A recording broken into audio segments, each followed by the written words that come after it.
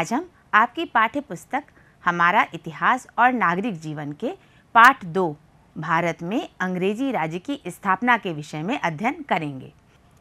सबसे पहले हम जानते हैं कि भारत में अंग्रेजों का आगमन क्यों हुआ, आने का उनका आखिर उद्देश्य क्या था। तो बच्चों, आपने पिछले पाठ में पढ़ा है कि भारत में यूरोपीय कंपनियां व्यापार करने के लिए आ रही थीं और ये कंपनियां जब भारत में व्यापार करने के लिए आती थीं तो यहाँ पे वो अपना व्यापारिक केंद्र बना लेती थीं।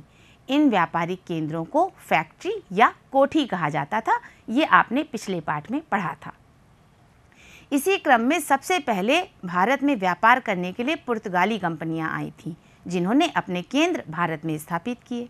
इसके बाद अंग्रेज कंपनियां आने लगीं, फिर डच कंपनी आई और सबसे आखिरी में फ्रांसीसी कंपनियां भी भारत में अपने व्यापारिक केंद्र बनाने लगीं। ये सभी भारत में व्यापार करने के उद्देश्य से आए थे। इसी तरह अंग्रेज भी पूरी तरह भारत में आने का उनका उद्देश्य व्यापार करना ही था। लेकिन जब उन्होंने भारत में स्थितियां देखीं और देखा कि भारत में संसाधन इतने अधिक हैं, तो उन्होंने अपने राज्य को स्थापना करने की सोचने लगे। वो चाहने लगे कि भारत में भी अंग्रेजी राज्य की स्थापना हो जाए और इसके लिए वो हर तरीका अपनाने को तैयार थे। उस समय 18वीं शताब्दी में मुगल साम्राज्य की शक्ति भारत में क्षीण होती जा रही थी, यानी उनका शासन केवल नाम मात्र का रह गया था और वो कमज़ोर होते जा रहे थे। उस समय मुगल बादशाह का नियंत्रण नाम मात्र का था और बाकी जो छोटे छोटे प्रांत और क्षेत्र थे, वहाँ के जो राजा और शासक थे, वो अपनी सत्ता स्वयं चलाने का प्रयास कर रहे थे, यानी उन्होंने अपनी स्वतंत्र सत्ता स्थापित कर ली थी। ये प्रांतीय और क्षेत्रीय शासक अपनी सत्ता स्वयं चलाते थे और स्वतंत्र शासन चलाने के लिए पूरी कोशिश कर रहे थे। इनमें मुख्य रूप से बंगाल, जिसमें बिहार और उड़ीसा थे, अवध, हैदराबाद, मैसूर और मराठा प्रमुख थे। यहाँ के शासक अपनी स्वतंत्र सत्ता चलाकर स्वयं का शासन व्यवस्था कर रहे थे। इस बीच में जब ये लोग अपनी स्वतंत्र सत्ता चलाना चाह रहे थे तो अंग्रेजी कंपनियां अपना व्यापार बढ़ाना चाह रही थीं और इसी समय यूरोप में फ्रांस और इंग्लैंड के बीच में विश्व में उपनिवेश बनाने के लिए और व्यापार करके मुनाफा कमाने के लिए लगातार युद्ध हो रहे थे। इंग्लैंड में कंपनियां और फ्रांसीसी कंपनियां ये चाहती थी कि पूरे विश्व में वे अपने उपनिवेश स्थापित कर लें और पूरे विश्व में वो अपना व्यापार कर सकें, जिससे उन्हें खूब मुनाफा मिल सके। बच्चों, अब आपके मन में ये आ रहा होगा कि ये उपनिवेश क्या होते हैं। आइए जानें कि ये उपनिवेश राज्य क्या होते हैं। जब कोई एक देश जैसे इंग्लैंड के लोग किसी दूसरे देश जैसे कि भारत पर अपना वर्चस्व स्थापित कर लेते हैं, तब दूसरा देश पहले देश का उपनिवेश राज्य बन जाता है। पहला राज्य दूसरे राज्य का प्रमुख देश बन जाता है या सर्वे सर्वा देश बन जाता है। मुख्य देश उपनिवेश राज्य के सभी संसाधनों का उपयोग अपने हित के लिए करता है। वो सिर्फ ये देखता है कि ऐसा क्या कार्य किया जाए कि हमारे देश की उन्नति हो। वो इस बात से बिल्कुल मतलब नहीं रखते कि दूसरे राज्य का क्या होगा। तो इससे होता ये है कि जो मुख्य सर्वे सर्वा देश है वो संसाधनों का प्रयोग करके उन्नति करता चला जाता है और जो दूसरा देश है वो अवनति की ओर चला जाता है। यही हाल भारत में भी हो रहा था। अंग्रेजी कंपनियां भारत को उपनिवेश बनाना चाह रही थीं, जिससे कि यहाँ पर जितने भी संसाधन थे, प्राकृतिक संसाधन, मानवीय संसाधन, इन सभी का प्रयोग करके वो अपने देश की उन्नति कर सकें। इससे भारत की स्थिति खराब होती जा रही थी और ये पूरे संसाधनों का प्रयोग केवल अपने हित के लिए कर रहे थे और बाकी भारत की स्थिति खराब होकर वह अवनति की ओर जा रहा था। भारत में उपनिवेश बनाने के लिए ऐसे बहुत से कारण थे जिसकी वजह से अंग्रेज कंपनियां भारत को उपनिवेश बनाना चाहती थीं। आइए देखें वो क्या क्या कारण थे। इंग्लैंड में औद्योगिक क्रांति के दौरान कारखाने लग गए थे, अतः भारत को वो सिर्फ कच्चे माल की आपूर्ति का साधन बनाना चाहते थे। वो चाहते थे कि भारत में जो भी कच्चा माल मिलता है वो हम अपने इंग्लैंड भेज दें और उनका वहाँ पे कारखानों में उपयोग हो सके। इंग्लैंड अपने यहाँ का बना हुआ सस्ता कपड़ा भारत लाकर महंगे दामों में बेचना चाहते थे और भारत के साथ साथ और जगहों पे भी वो ऊंचे दाम में अपने यहाँ का कपड़ा बेचते थे। भारत में बना हुआ कपड़ा यूरोप में अच्छा बिकता था और उसको वो यहाँ से सस्ता खरीद के वहाँ ले जाकर के महंगे दामों में बेच देते थे।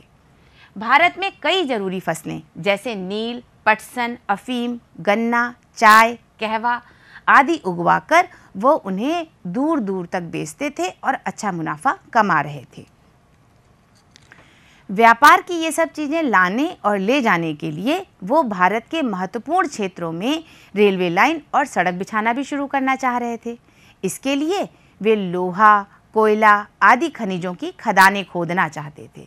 साथ ही वो ये भी चाहते थे कि जंगल से लकड़ी का व्यापार वह मुक्त रूप से कर सके। ये सब करने के लिए उन्हें भारत में जगह जगह अपने अधिकारी रखने की ज़रूरत महसूस हो रही थी और इसके लिए उन्होंने जगह जगह अपने अधिकारी रखे और भारत पे अपना नियंत्रण बनाने की पूरी कोशिश करने लगे।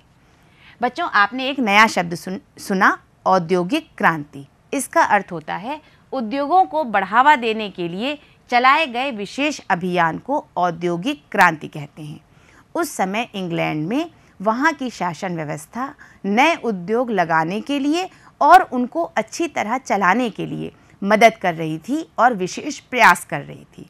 इसको ही हम औद्योगिक क्रांति कहते हैं।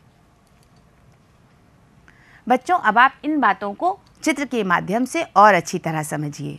भारत में कपास की पैदावार बहुत अच्छी थी। यहाँ पर जो कपास पैदा होती थी वो अच्छी किस्म की थी और कपास को कपड़ा उद्योग में कच्चे माल की तरह प्रयोग किया जाता है। तो ये जो कपास भारत में पैदा होती थी, इसको इंग्लैंड के व्यापारी, अंग्रेज व्यापारी खरीद लेते थे सस्ते दामों में और इसको खरीद के वो ये कच्चा माल इंग्लैंड भेज देते थे।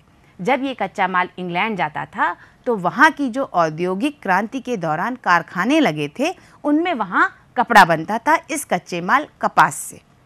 जब ये कपड़ा बन जाता था तो उस कपड़े को अंग्रेज एजेंट भारत ला करके महंगे दामों में बेच देते थे। इसका एक नुकसान ये भी हो रहा था कि जो भारतीय बुनकर थे उनकी स्थिति खराब होती जा रही थी। भारतीय बुनकर हाथ से कपड़ा बुनते थे, साथ ही उनको बहुत मेहनत लगती थी और इसमें समय भी बहुत लगता था, लेकिन उनके कपड़े की बिक्री बहुत कम दामों में हो पाती थी। इसकी वजह से भारतीय बुनकरों की दशा दिन पे दिन खराब होती जा रही थी। भारत में ऐसी बहुत सी फसलें थीं जिनको कच्चे माल के रूप में प्रयोग किया जा सकता था और इन फसलों की अच्छी किस्में भारत में पैदा हो रही थीं, जैसे कि नील, पटसन, अफीम, गन्ना, चाय और कहवा। इन सभी फसलों को अंग्रेज व्यापारी सस्ते दामों में खरीदकर अपने इंग्लैंड में भेजते थे और वहाँ पर इन सभी से कारखानों में सामान बनाया जाता था। इनमें भी नील बहुत मुख्य था, क्योंकि नील से जो ये नीले रंग के फूल आपको दिखाई दे रहे हैं बच्चों, इनसे कपड़ा रंगने के लिए रंग बनाया जाता था। तो इसका प्रयोग इंग्लैंड में बहुत ज़्यादा होता था। इसलिए अंग्रेज व्यापारी ये चाहते थे कि भारत में नील की खेती खूब की जाए। जब खेती की उपज ज़्यादा होगी तो उन्हें ये माल सस्ते दामों में मिल जाएगा। इसलिए वो भारत के किसानों को मजबूर करते थे कि वो अपने यहाँ खेती में नील ही उगाएं और उन्हें वो सस्ते दामों में दे दें।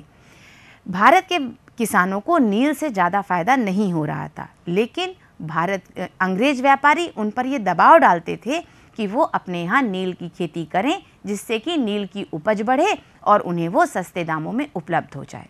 इस तरह से ये सारी ही फसलों को वो अंग्रेज व्यापारी सस्ते दामों में खरीदकर इंग्लैंड भेज रहे थे। इंग्लैंड में, जैसा हमने बात की, औद्योगिक क्रांति के दौरान कारखाने लग गए थे। ये देखिए बच्चों, आपको चित्र में कारखाने में काम करते हुए लोग दिखाई दे रहे हैं।